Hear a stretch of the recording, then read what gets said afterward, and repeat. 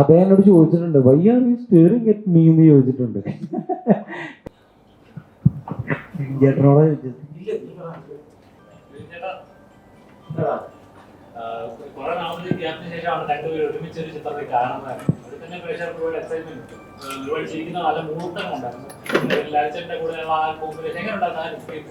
നിന്റെ കൂടി വോയിസ് കേൾക്കുമോ? റെക്കോർഡ് ചെയ്യാനുണ്ട്, കേൾക്കുന്നുണ്ട് അല്ലേ?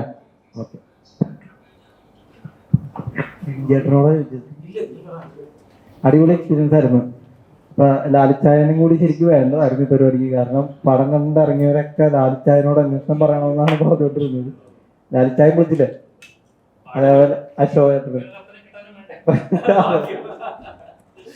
നമ്മള് മറ്റേ പടത്തിന്റെ പ്രൊമോഷൻ ഇന്റർവ്യൂസിലും പറഞ്ഞിരുന്നു, മലയാള സിനിമയിൽ എപ്പോഴും ഒരു ഐഡിയൽ അപ്പൻ ക്യാരക്ടർ എന്ന് പറഞ്ഞാൽ അത് ലാലിച്ചായൻ തന്നെയാണ്. ഇതിൽ പുതിയൊരു ലാലിച്ചായന്റെ അപ്പൻ വേഷം നമുക്ക് കാണാം. ഈ അപ്പനും മക്കളായിട്ടുള്ള ഒരു സാധനമുണ്ട്, അച്ഛനും മക്കളുമായിട്ടുള്ള ഒരു പരിപാടിയുണ്ട് അശോകന്റെ ക്യാരക്ടർ. അപ്പൊ പടം കാണാത്തവർക്കായിട്ടൊരു ഞാൻ കളയണില്ല. ആ രണ്ട് ട്രാക്കും ആണ് നമുക്ക്, ഞാനിന്ന് പടം കാണുമ്പോൾ ഞാൻ ഏറ്റവും കൂടുതൽ എൻജോയ് ചെയ്തൊരു ഏരിയ. വലിയ എക്സ്പീരിയൻസ് ആണ്. കാരണം ഇവര് രണ്ടും ഇത്ര എക്സ്പീരിയൻസ് ആയിട്ടുള്ള ആൾക്കാരാണ്. അപ്പൊ അവരുടെ കൂടെ വർക്ക് ചെയ്യുന്നതും അവരുടെ കൂടെ ഇരുന്ന് അവരുടെ പഴയ കഥകളൊക്കെ കേൾക്കുന്നതായിരുന്നു ഞങ്ങൾക്ക് ഏറ്റവും വലിയ ഫൺ. അപ്പൊ ഇന്ന് നമ്മൾ സ്ക്രീനിൽ കാണുമ്പോൾ ഭയങ്കര സന്തോഷം. ഇവരുടെയൊക്കെ കൂടെ സ്ക്രീൻ ഷെയർ ചെയ്യാൻ പറ്റിയത് തന്നെ ഭാഗ്യം. നിങ്ങളുടെ രണ്ടുപേരുടെ ഈ എഴുത്തിലാണെങ്കിലും അഭിനയത്തിലാണെങ്കിലും ഈ സീനിയർ ആക്ടേഴ്സിനെ ഭയങ്കരമായിട്ട് ഉപയോഗിക്കുന്നത് നമ്മൾ കണ്ടിട്ടുണ്ട്. മാത്രമല്ല അവരുടെ ഏറ്റവും ബെസ്റ്റ് ഔട്ട്കം നിങ്ങളുടെ സിനിമകളിലും കാണാറുണ്ട്. ശരിക്കും എന്താ കണ്ടു വളർന്ന അവരോടുള്ള ഒരു ട്രിബ്യൂട്ട് ആണെന്ന് പലപ്പോഴും എഴുതുമ്പോഴും കൂടെ അഭിനയിക്കുമ്പോഴൊക്കെ സംഭവിക്കണേ. ട്രിബ്യൂട്ടില് ഉപരിയായിട്ട് ഓരോ സെക്കൻഡും നമ്മൾ ആസ്വദിക്കുക എന്ന് പറയില്ലേ.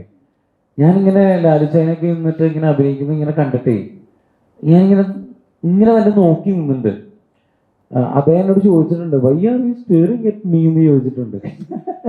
കാരണം പുള്ളിക്ക് ശരിക്കും നമ്മളെ സംബന്ധിച്ചിടത്തോളം പുള്ളിനെ കാണുമ്പോൾ അദ്ദേഹത്തിന്റെ കഥാപാത്രങ്ങളിൽ റീൽ ഓടിക്കൊണ്ടിരിക്കും നമ്മുടെ മൈൻഡിൽ കൂടി. നമ്മൾ ആ ഒരു എക്സൈറ്റ്മെന്റിലാണ് നമ്മൾ നിൽക്കുന്നത്. ഇപ്പോൾ എന്നെയും വിഷ്ണുവിനെ സംബന്ധിച്ചിടത്തോളം ഒരുപാട് വലിയ ലെജൻഡുകളുടെ കൂടെ അഭിനയിക്കാൻ അവസരം കിട്ടിയ ആൾക്കാരാണ് ഞാനും വിഷ്ണു.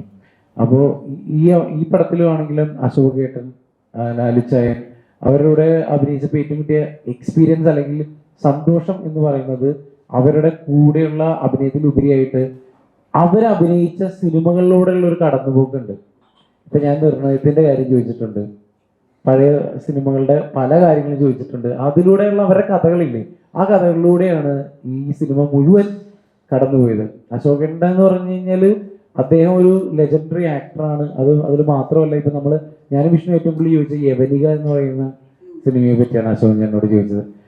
അദ്ദേഹത്തിന്റെ ഫസ്റ്റ് സിനിമ പെരുവഴിയമ്പലം മുതൽ അങ്ങോട്ട് എടുത്തു കഴിഞ്ഞാൽ പത്മനാഭൻ സ്കൂളാണ് അദ്ദേഹം ചെയ്ത ഓരോ വേഷവും എങ്ങനെയാണ് അമരത്തിലെത്തിയത്, അമരത്തെ ആ മുടി ഇങ്ങനെ ചുരുട്ടിയിട്ടത് ആര് പറഞ്ഞിട്ടാണ് എന്നുള്ള കുഞ്ഞു നമ്മളെപ്പോലെയുള്ള സിനിമ ആസ്വദിക്കുന്ന സിനിമാ പ്രേക്ഷകന്റെ കൗതുകങ്ങളിലൂടെയാണ് ഞങ്ങൾ ഈ സിനിമ കടന്നുപോയത്.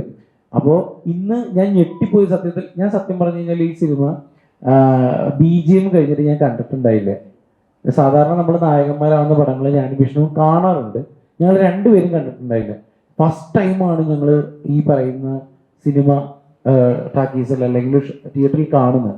ഈ കാണുമ്പോൾ അന്ന് എൻ്റെയും വിഷ്ണുവിൻ്റെയും മുമ്പിൽ ലാലുച്ചായൻ ചെയ്തു വെച്ച സംഭവങ്ങൾ നമ്മൾ കണ്ടങ്ങ് പോവുള്ളൂ, അഭിനയിച്ചങ്ങ് പോവുള്ളൂ. പക്ഷെ RR വന്നപ്പോൾ അല്ലെങ്കിൽ BGM വന്നപ്പോൾ വില്യംസ് എടുത്തു പറയേണ്ട ഒരു ഘടകമാണ് ഈ സിനിമയിൽ. അദ്ദേഹം RR വന്നപ്പോൾ ഇവരൊക്കെ കൊടുക്കുന്ന കുഞ്ഞു മൈന്യൂട്ട് എക്സ്പ്രഷൻസ് നമ്മുടെ സത്യത്തിൽ ഞെട്ടിപ്പോയി എന്നുള്ളതാണ്. അങ്ങനെയാണ് അവരെ ലെജൻഡറി ആക്ടേഴ്സ് എന്ന് പറയുന്നത്.